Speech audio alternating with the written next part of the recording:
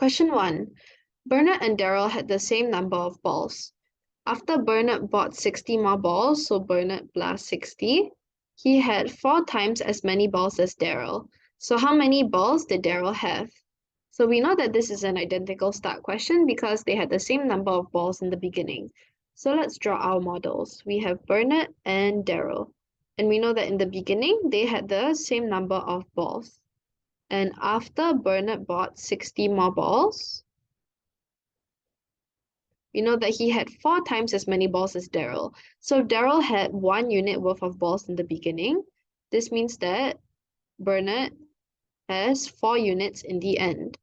So we can tell that this difference over here is represented by 60. So 4 units minus 1 unit actually represents 60. So 3 units represents 60.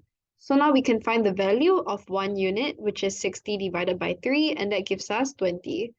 So we can answer the question now. Number of balls that Daryl has would be 1 unit, so that is 20.